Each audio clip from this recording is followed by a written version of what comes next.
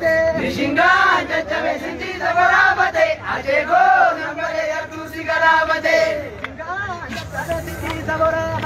Ajego nambare yartu sigara bate.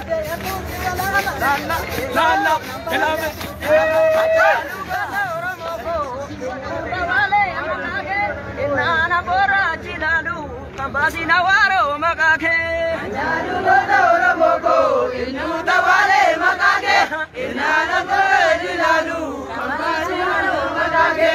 ajalu goda oramoko, kalesa maldu pandere.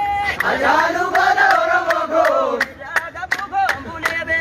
ajalu goda oramoko, Na yakne salalu.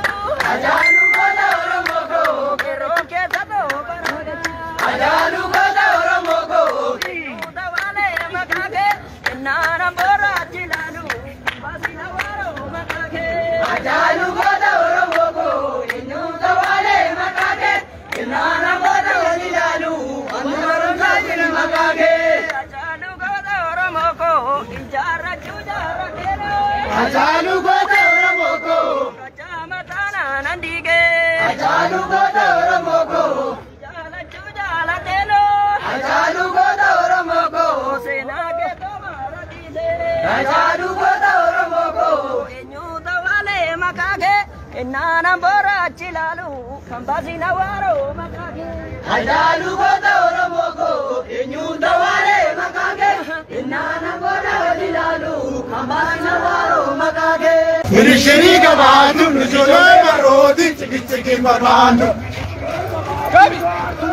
Mirishiri gabadu, mirishiri gabadu, Maro tuna gorte mirishiri gabadu, nana jabe fate mirishiri gabadu, odo jawenjuru mirishiri gabadu, mali forma wamtu mirishiri gabadu, or mi janga tuksu mirishiri gabadu, ero iti wamtu mirishiri gabadu, nuti jolle romoti chiki barbanu mirishiri gabadu, nujole marodi, chiki babanu. mini shiriga babdu jor kalitira Mirishiri gabadu, erga gudda gaba mirishiri gabadu, malor ta gubba mirishiri gabadu, saba sa jabesa mirishiri gabadu.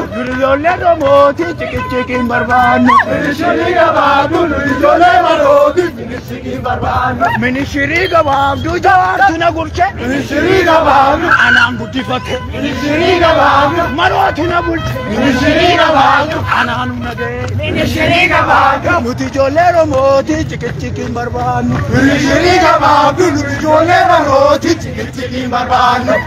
Joar garma mutola mamana idao